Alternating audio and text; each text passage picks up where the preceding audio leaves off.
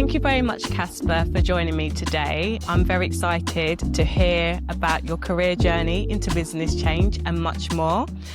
As you know, I like to interview people that do similar roles to me, but external to my company, just to hear how they deliver change and the obstacles they sometimes face, and also the great things that they experience doing their role. So the first thing I wanted to ask you is if you could obviously introduce yourself and share a bit about your career path into business change and what drew you to that type of role. Absolutely. Well, thank you so much, Rochelle, for having me on the podcast here today. It's been an absolute privilege to be here. So my name's Casper Carr. I am Business Change Manager for the ETCS project at Volcarail. The company I work for is the biggest OTM operator on the East Coast Main Line. And we maintain the railway infrastructure. So we operate a fleet of tampers and ballast regulators, so we're the ones out in the middle of the night that nobody sees, the hidden heroes of the railway, making sure that passenger, freight and heritage and charter services can operate right through the day, all around the clock, so we keep the railway safe all year round. So I've been at Volcarail now for, I would say, about 15 months. Before this, I was with DB Cargo, who are the biggest freight operator in the UK and part of Deutsche Bahn Group. And I was with those guys for 2 years. And then before that, I was with First Group and worked my way up through the organisation in First Group. And my journey in change management started when I was about 15, 16 years old. Secondary school, college, I did art and design media at college and didn't really know what I wanted to do, but I was really good at my artwork and I was really good at working with people. So in Sheffield, where I lived, there was at the time a lot of funding about for youth services and stuff like that. So I left college and I became an artist who would work with young people, disengaged and hard to reach and hard to engage and at-risk young people. So I did youth work for many, many years and worked all over South Yorkshire, all through Sheffield and different parts of the UK as well. The skill set I developed in being able to engage different groups in very challenging environments. So I supported schools, colleges, different youth clubs, and different council and government initiatives. It was absolutely fantastic. However, the work that I was doing was self-employed. At that stage of my life, I was still living at home. So it was good for the time being, and I absolutely loved the work, but financially just wasn't particularly rewarding. And this became quite clear later on in life when certain events happened and I wanted to settle down and move on in life. So I needed a bit of extra cash at the time. So I was doing my youth work through the week. I got speaking to a couple of guys that I worked with and they said, oh, we also do a bit of door work as well. So I looked into doing my security license and became a doorman. So I did that Friday, Saturday nights. Did that for 6 years and still did the youth work in the daytime. So I was working all of the time, but I was just finding I wasn't really, even though I was gaining all this experience and I was giving a lot of myself to others, I wasn't really gaining anything in my personal life. I wasn't really moving on. And there was one particular evening, I was working in Sheffield on the doors on a Friday night at a venue called Nursery Tavern. I was head doorman. And this was, I don't know, must have been about 23 or something like that. And I ID'd this particular young lady, and it was like love at first sight. And then we started to get to know each other, and then became boyfriend and girlfriend. And then I was like, I want to settle down with this individual who's now my good wife, and we've got 2 children. Oh. But I thought, I want to settle down with this person, but with what I'm doing in my current career, I can't even get a credit rating. The banks won't give me a mortgage. So I was really stuck. So I spoke to some other doormen that I worked with at other venues. And there was a gentleman that used to work across the road from the venue that I worked at on Ecclesall Road, called Tony. And I spoke to him and I said, Tony, you got a nice car, you got a nice house. What do you do in the daytime? I drive buses.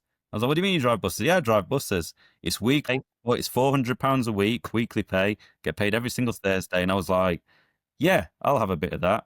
So I looked into joining First Bus, went for the interview in Rotherham, and I was offered the role. And they liked the experience of me doing youth work, so I understood young people, but they also liked the experience of me doing doors, so I understood conflict management and stuff like that.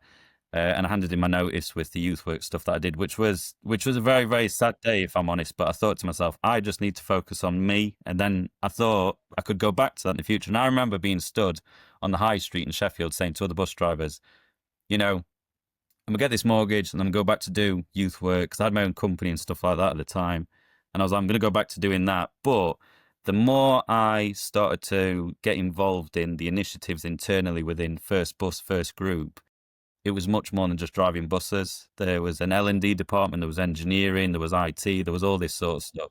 So I became a seconded driver trainer after 9 months of driving buses. And at the time, I was delivering these CPC courses, but they were actually part of a change initiative called Journey Makers. And I went on a training course in Leicester, a train the trainer course, to learn how to deliver this program. And I started to apply my door work, youth work, the ways I work with people to this course, and started to make it a bit of my own and putting my own angle on delivering the training course. And that got recognised by divisional leadership in First Group, and they asked me to go and train other trainers in the country. So I started working around First Group. So that was my first taste of culture change, and it was all their vehicle for enabling change was through training.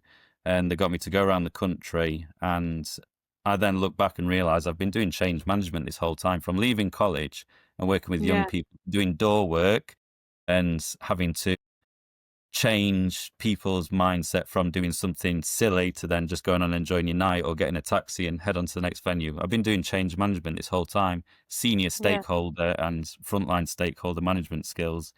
And then from my successes on that change program, I then got headhunted within the organization to go into engineering. Oh, that's brilliant.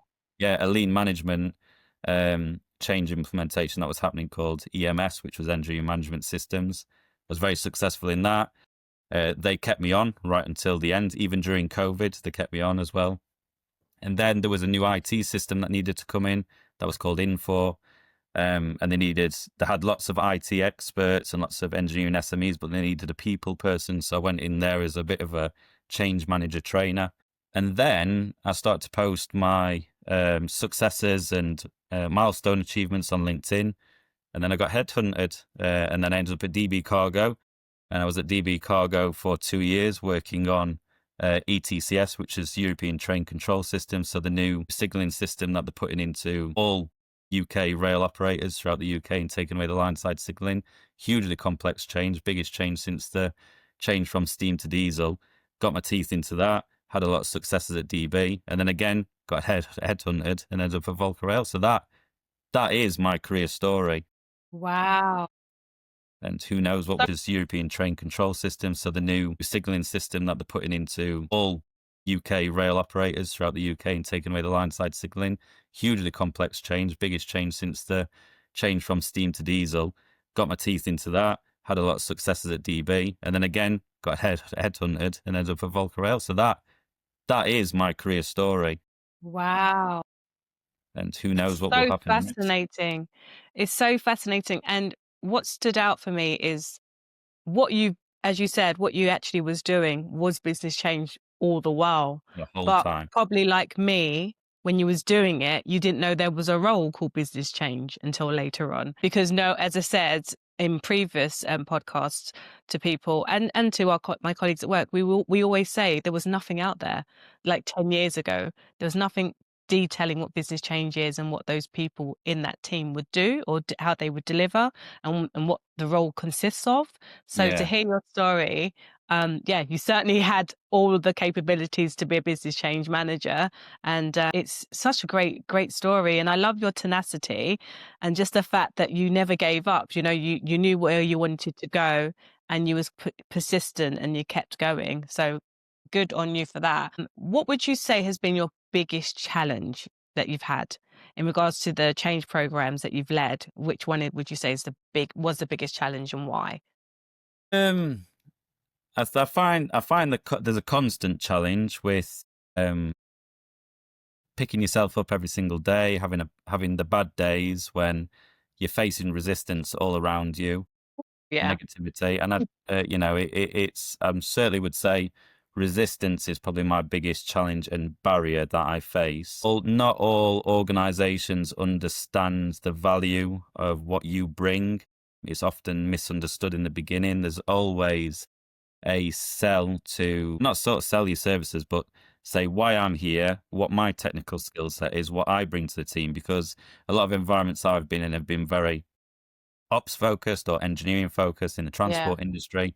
Well, if you're not delivering a service and if you're not running a revenue earning service, why are you here, sort of thing? Yeah, exactly. I was going to say the exact same words. Why are we here? Why are you here? Why are we here? Yeah, why are we here? And like you said about tenacity, when you stop, they win, and you won't see the benefit of what I do straight away. You'll see the benefit of what I do longer term. You'll start to realize the benefits and the influence that we have and the changes that we start to make.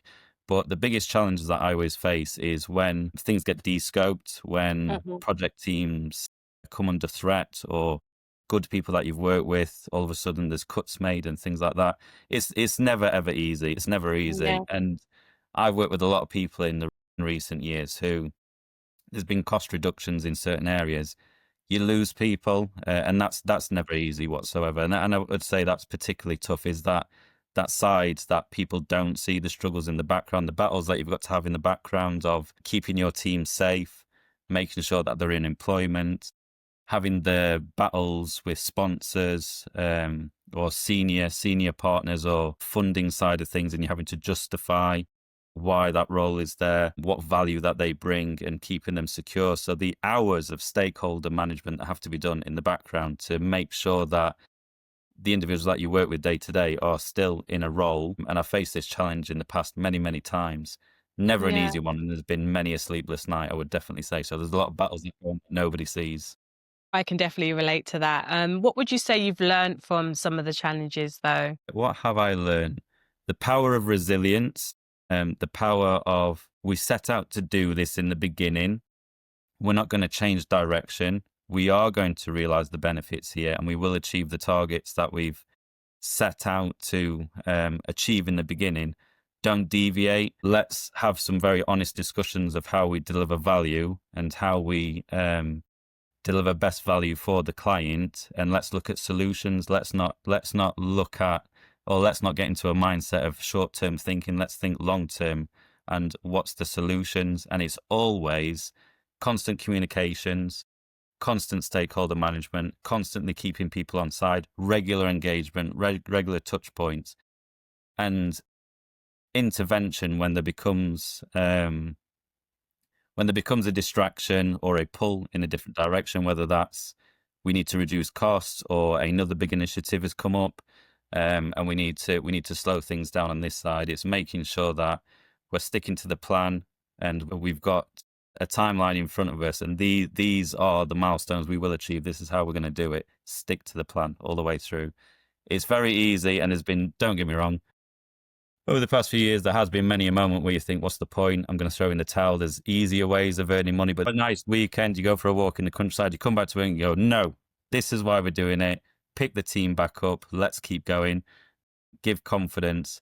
And another big learning as well, when those moments happen, go back and check in with the sponsor, get them back on board, rally the troops, get everybody around the same table, get the senior sponsor in the room, give confidence, because one thing I've found when the going gets tough, if I look panicked, they'll be panicked. And I always say, if I don't look worried, you shouldn't be worried as well. Yeah. Even though behind the scenes, there might be some panic going on, but it's about giving reassurance. Absolutely. It is about giving reassurance. And your point on having the sponsors obviously engaged and buying into what you're doing. One of the issues that I do face and have faced, should I say, is sometimes there's not enough active, visible sponsorship. And without that, that's where adoption does a lot of the time fail. It does. And you can't just rely on messages, coming from bottom up. It has to also be top down. Yeah. So I always say to my business change colleagues that are going through a lot of resistance from the top or not enough, as I said, visibility, is just go and coach those sponsors, sit down with them, make sure they understand what you're trying to do, how you're doing it, what the benefits are, and just remind them of the benefits. Yes. And that way you can get them on board. On a change program, whenever I come to a project, the two first asks are who's the sponsor and who's the communications lead. They're the two Yeah. things I look for. How many times have we been on a change program and we've got a sponsor and I'm like, right, well, such and such endorses this change and they buy into it. And a member of staff in the workshop or wherever goes, don't know them, wouldn't even know them if they walked past me in the street. So visible and active sponsor is incredibly important. Probably I think it's 40% of your change for a successful change. The other bits being a really effective comms plan, etc. Absolutely. So you touched on, your colleagues as well. How do you keep them engaged and get them to support you during times of transformation and you support them? Clear governance and structure. So we have weekly touch points, so weekly meetings, simple things such as, depending on what tools are available to you in the organization, I think we've all got Teams, but a project Teams channel is a good one for keeping in touch, regular weekly meetings and other meetings that surround that as well, such as the team leaders in the project team, making sure they've got their time to vent and to take direction from program manager or senior project managers, etc., etc. So it's making sure you've got a consistent structure. Where I've seen it go wrong in the past is when the teams don't meet, they don't engage, people get lost, change fatigue sets in, people drift away. So, it's just simple, just speak to your people. A project office helps as well, having a location where when teams are quite remote, you tend to lose people. People get a bit bored or switched off or tend to roll off the project and go elsewhere. Very much creating a team and creating an environment of trust. And I think another thing to point out that's incredibly important is having a social side as well. I know not everybody wants to meet up outside of work, but I think making time to get to know each other over meals or doing activities outside of work time, I think is incredibly important also. Yeah, it really is important. Thank you very much, Casper. So my next question is, with AI, digital tools and new ways of working, how do you see technology reshaping the role of a change manager? Oh, that's an interesting one. So for me, I'm severely dyslexic. So my strengths are I'm a visual person. I am very comfortable speaking to big audiences and speaking to new people. But where my weaknesses can be is reviewing large amounts of information or putting information out there quite quickly. It takes me a long time to write an email sometimes because I'm having to check the spelling and does it make any sense, etc., etc. So for me, AI has been a tool I've often used to go, am I saying this right in the right tone? I think strategically as well for planning is quite good. I've done my pro side, I live every day, day by ADKAR. That's always where I refer back to when implementing change.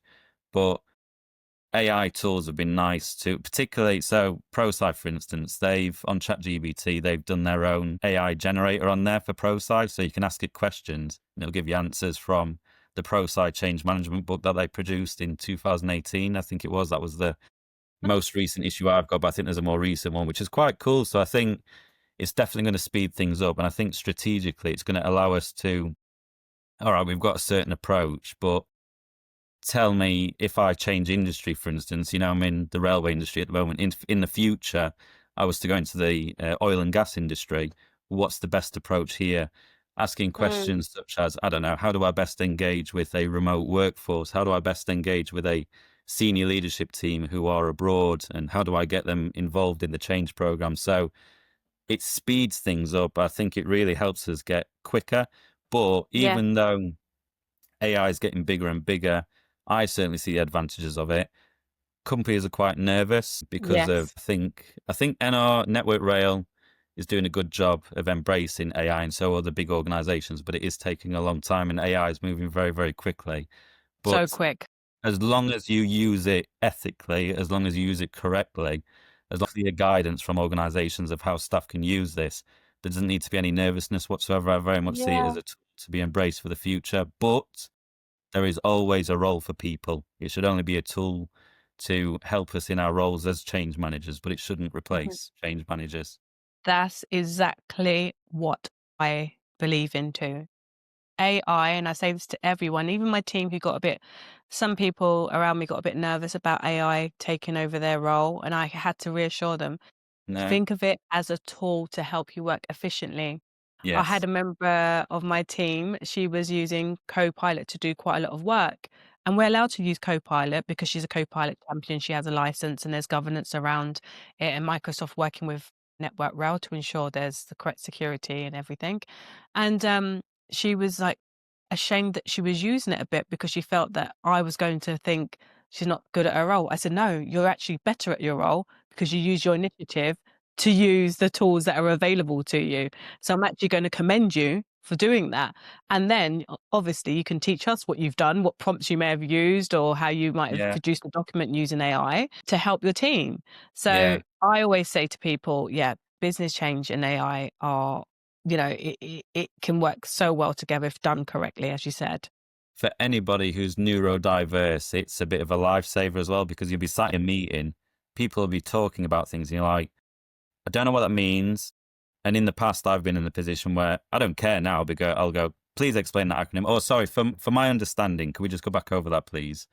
I don't mind, but I'm at that level now where I can be very honest and be vulnerable in front of others to say, hey, we're all human, doesn't matter what role we're in, but for the apprentice in the corner or the more junior members of staff, these sort of tools are the ones where you can listen into a meeting, take notes, and then go to a tool like that and go, can you please give me an example of an impact assessment? Can you please give me an example Yeah. of when he was talking about the role of a sponsor? What did he actually mean?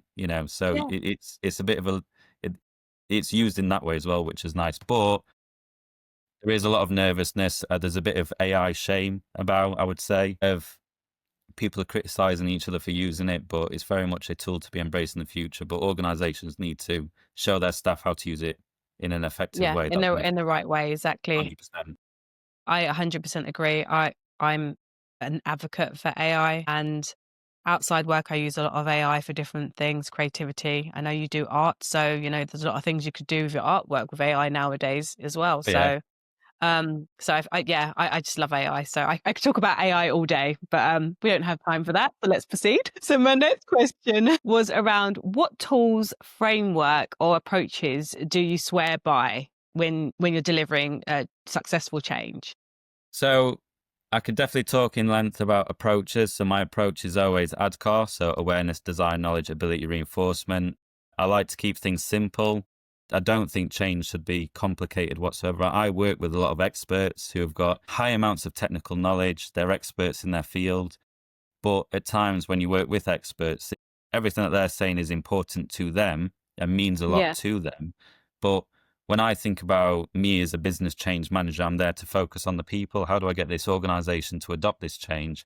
How do I get the people to buy into it? And how do I get us confident in implementing it? And then most importantly, sustaining it. So there's no impact to the operation of the business. There's no performance dip. Certainly in the world of OTMs, that's not even a discussion to be had. It's we will operate to the same levels we operate today. We will not be impacted in any way, shape, or form. So the people element for me, extremely important.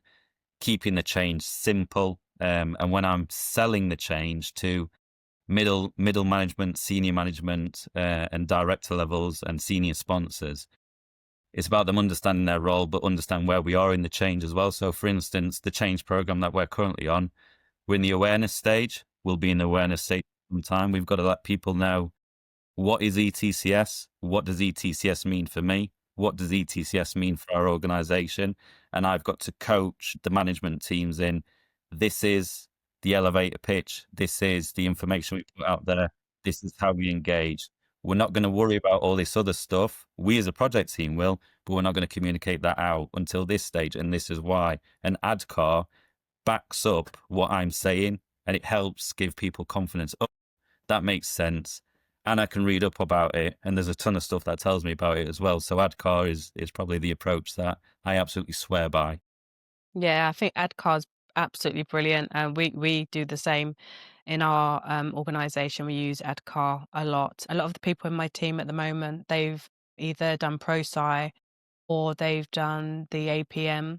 Yeah. change management course. I've done both. I would say from my experience, and I don't know if you feel the same way, that ProSci is more geared around the people, whereas the APMG one's more around the organizational change.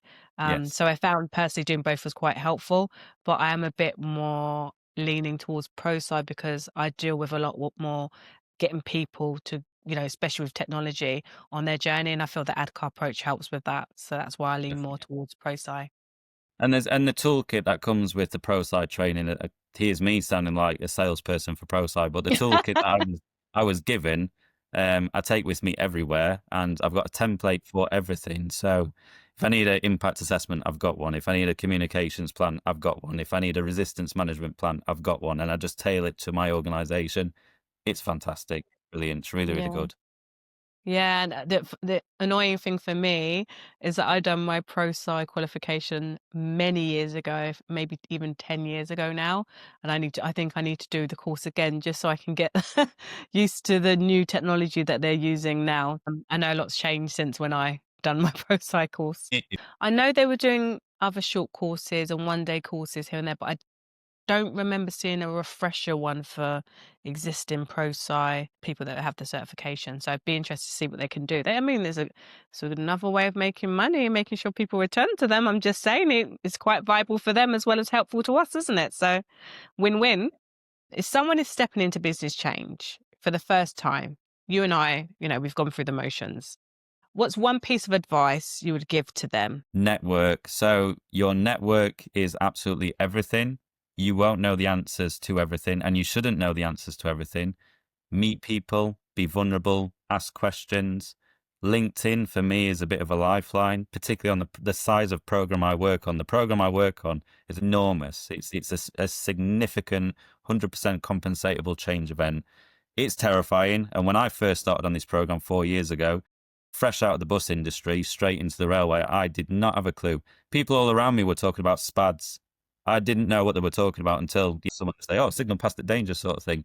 And it's an acronym mad world. And any industry that you'll go to is, When I moved into Network Rail, there's so many acronyms. We actually created a document to start yes. spelling it out for people because it's just too much to remember. So I could totally relate. Yeah, no, I get it. And, with ETCS, there's new acronyms, and yeah, it's the language is a minefield in this industry. And for someone who in the beginning didn't know where I sat in the room or where I was on the journey, I was feeling quite nervous, and imposter syndrome setting massively, thinking, why am I here?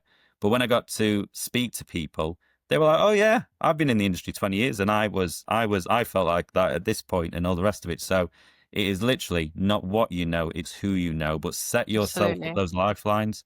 Make sure you know your phone number off by heart, work phone number if preferred, email address, LinkedIn. Make yourself contactable, be able to contact others. It's people working with people, helping people. And there's no such thing as a stupid question whatsoever. Ask the questions. I feel like you're my clone, but the male version, because a lot of what you Yes. just said there is what I preach at work all the time. Especially when we're doing change and, for example, maybe you've arranged drop-in sessions because you're trying to help some people adopt a new technology and they've got questions, but they might feel that they don't want to ask in an open forum. When I start those type of sessions, drop-in sessions, I say to people, before we begin, I just want to make it very clear that there's no question that is a silly or dumb question. Ask Absolutely. away. We are here to help you. We want to help you. We want you to embrace this technology with confidence. So please ask. And then when I say that, to be fair, a lot of people then start opening up and actually asking questions. So Yeah. I think it's so important. It's, for me, we've had a situation recently where we've got 30 people on a call at a program level meeting, and it's silence. And I'm getting, I'm quite outspoken and I'm always happy to come up with solutions, or not scared to say what others are thinking. Obviously, it will be diplomatically worded and said in the right way, dignity and respect at all times. But I will talk about the mood in the room. But there's been conversations outside of that forum to say, why aren't people engaging? And I said, I feel people are nervous to speak in front of each other. No one wants to look silly or stupid. That's Why don't we right. go down the route of surgeries, breakout rooms, focus groups, do smaller engagement first, build the confidence of the people, and then you'll end up with bigger forums where everyone's more engaged. But when it comes to change, it's a journey of maturity, and you've got to build people over time. But remember, so the Kubler-Ross change curve, all these emotions that people feel, where any change in life, from grief to a change at home, when you as an individual, you're also on the same journey. You're trying to implement change, but you're going through a change yourself. You have to recognize, Exactly. well, Yeah. you've got to recognize where you are and when to ask for help. Because even sometimes I don't want to ask certain questions in front of large audiences. I'd rather Yeah. have a discussion in confidence, build my confidence and competence up, and then go back into the bigger forum when I'm feeling re-energized. That's right. That's right. I mean, we're all human. We're not going to have the answers for everything. That's why we do have tools like Copilot, ChatGPT, and whatever else is out there, which is Absolutely. great for us right now, to be fair. But like you said, it's all about networking. And once you got you got your key people that might have more knowledge than you do, because their expertise may be in an area that's not, your strong point, you can go and turn to them and ask them anything that you want.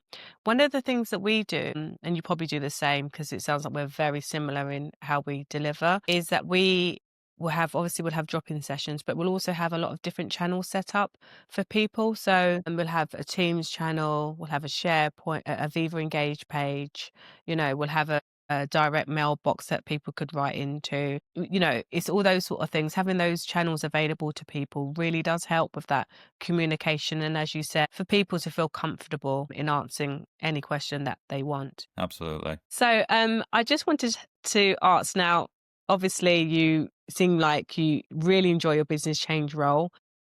I know that you mentioned before your youth work and how much you enjoyed that so much, and it's something that you would like, at that time you were saying you would like to go back to.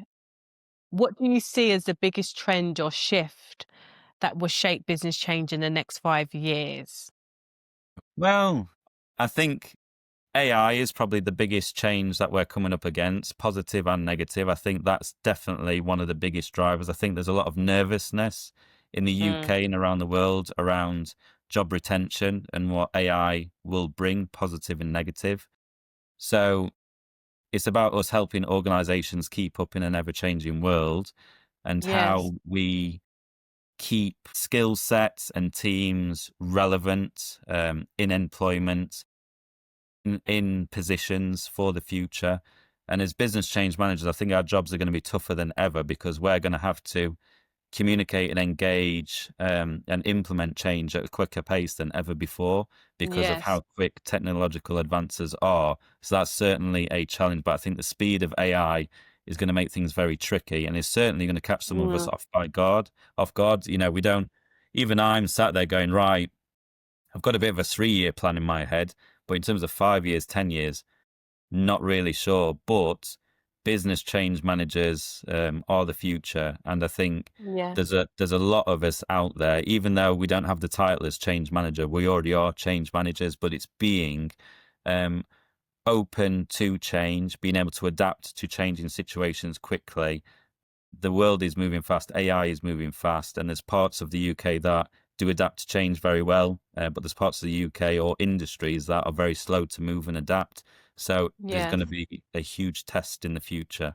I would say resilience is probably going to be the biggest challenge, I would say, in the future. I think the resistance is going to be even more challenging because of the current state of the economy. Yes. So you imagine you've got technology, well, AI, rapidly, I would like to say, improving and doing things that we Yeah. never thought a machine could do. We're seeing that just within 12 months with some of the applications that they've got out there using AI.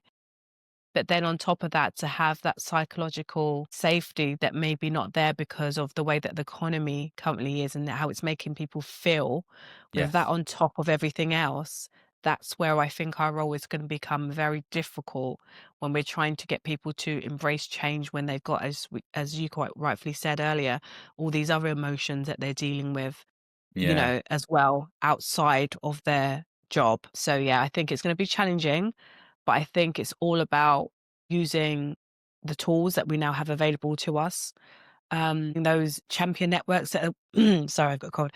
Keeping those champion networks that we may have had created for previous projects or programs that we're supporting, keeping them engaged, getting them back on board when needed. All these sort of things do help. But I agree with you. I think there's going to be a lot more pressure on us to deliver in quite a robust and fragile, in some cases, environment.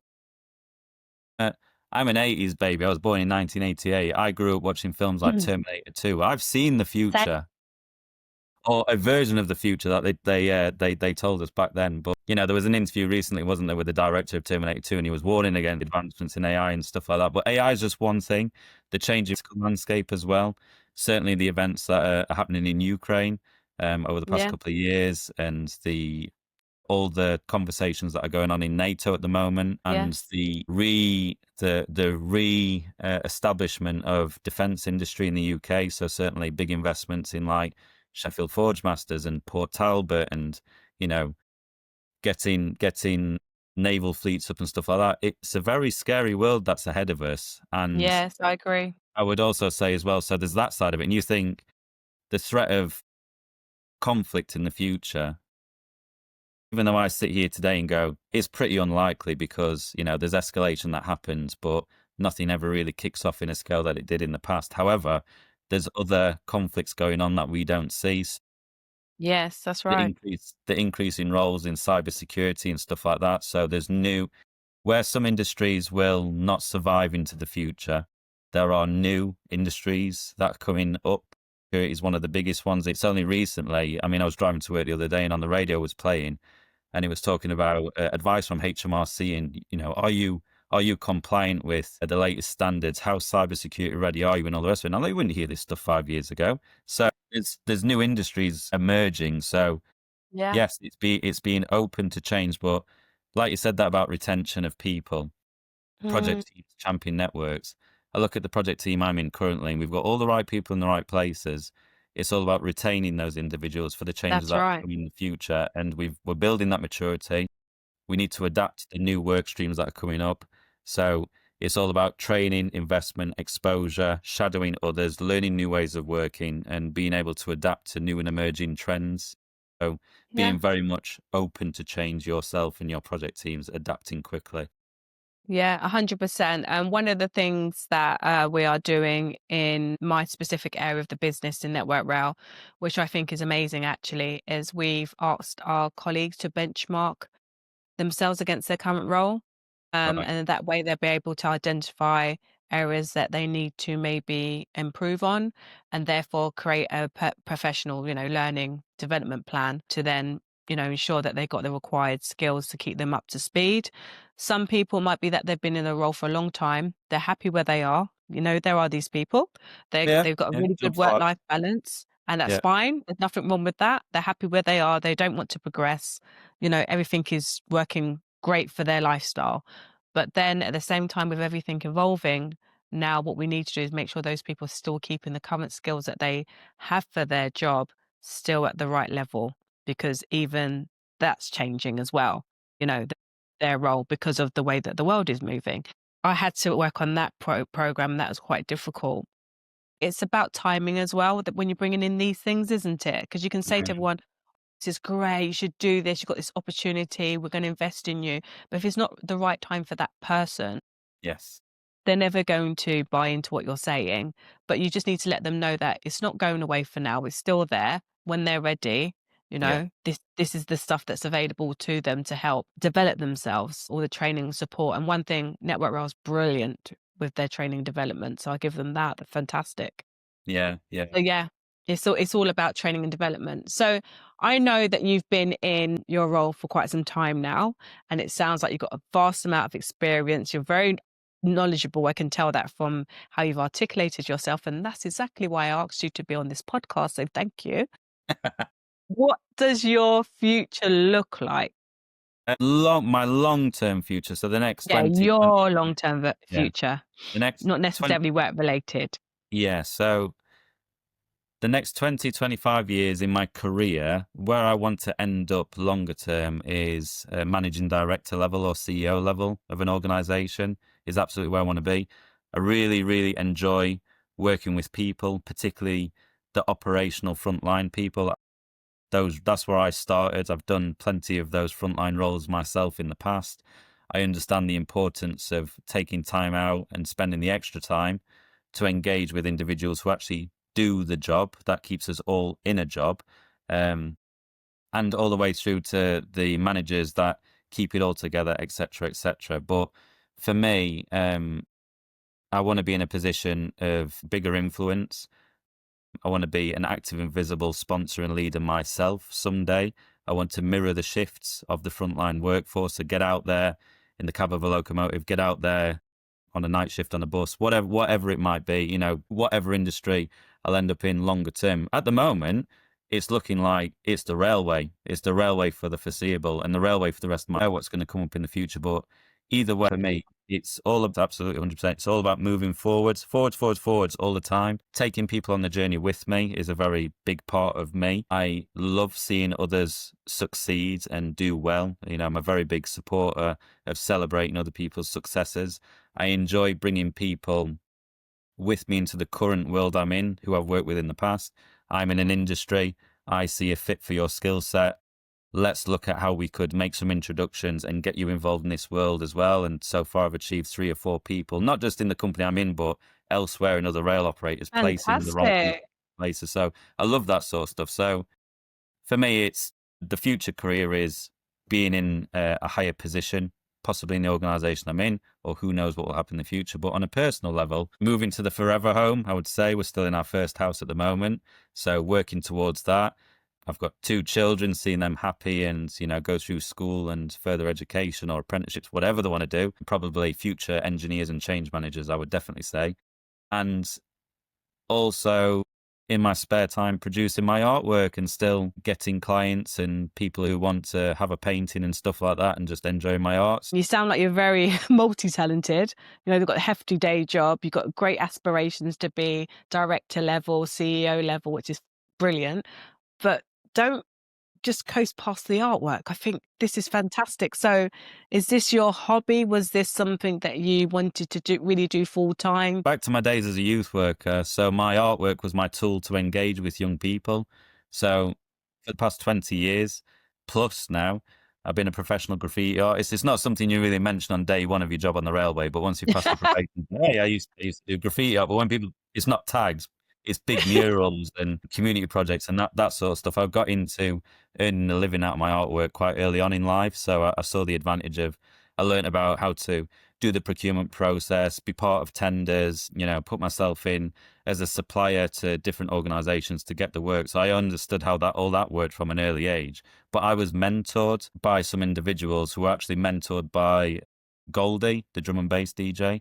So there's a crew in Sheffield called TDK, Too Damn Creative. They were very big in the 80s, 90s, and they were big influences of mine. So their crew, they got a lot of work doing like music videos and stuff like that and artwork commissions, but they transitioned into a community project which got government backing and funding called Non-Stop Foundation. So they were in my local area, and where I grew up in Sheffield was a pretty lively and active place. But I had these guys in my youth club from an early age doing workshops, speaking to us. So because of Non-Stop Foundation and a gentleman called Dee Warburton and Sean Tummins, they were the 2 guys that I met there.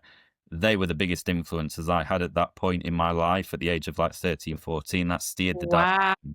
Be interested in graffiti art, but they showed me how to do business with graffiti art as well. And then years and years later, as many years of doing artwork, it's my hobby. It's what I do outside of work, producing canvases and things like that. I don't do as many big murals these days as I used to. It's very time consuming to do big murals. It takes days sometimes to do this stuff, but I do enjoy doing artwork for people. Canvases is something I can do at home in my spare time after work. It's how I unwind if it's been a particularly tough day on the project. Spend time with my children and with my missus. That's always lovely. But later on in the evening, I'll do some oil painting or some spray paint and stuff like that. Wow. How I unwind. So yeah, it's very much when you talk about health, well-being. and keeping resilient and keeping a positive mindset. I couldn't live without my art whatsoever. It's a huge part of who I am. So not only am I a business change manager, I'm a business change manager / artist, and I make no secret about that either. And you shouldn't, No. because these are the things that make you happy. So this is your happy place, isn't it? And I think 100%, everyone should have this. I think it's brilliant. Like yourself, I do t-shirt printing. I mean, even the merch for my brand I create, a bit like yourself, do all my designs, do a bit of music, a bit of show and tell on YouTube, all Love different it. things, as well as this podcast. But these are the things that I really enjoy. And it all goes back to making yourself happy and feel fulfilled. And sometimes your day job, as much as it's great, and you might enjoy it, especially when you're delivering projects that were difficult and then the outcome has been great. There's nothing more pleasurable than going home and knowing there's something else that you love to do and you're able to do it, isn't it? Life is not all about work. As much as I'm passionate, the organisation I work in and the people that I work with, we've all got an emotional cup, and we need to and sometimes it gets very full and you need to decompress. And for me, those creative outlets are massively important to keeping a level head. Yes, I agree. Thank you so much for sharing your story in regards to your journey into business change. It's been so fascinating to hear and rewarding to hear all the great things that you was doing from a young age, all your youth work as well, and then hearing about your artwork and your work-life balance. Thank you. No, absolute pleasure, Rochelle. Thank you so much for having me. And what I will say, my ending statement will be, we all have transferable skills. Anywhere you are in life, whoever you are in life, we're all on different journeys and paths. But in this industry, anybody can come into it. And what I would say as well, you've met one business change manager, because we're all different. We've all got our own different approaches. But together, we bring a certain blend of uniqueness and value. I love that. Thank you so much. And I always say disruption creates opportunity. So it's another one for you. Thank you. I'll have to get me one of those t-shirts. I like it. Thank you. Thank you very much. They're on my online store for those that might be interested. Men and women's sizes. But no, thank you so much for your time today.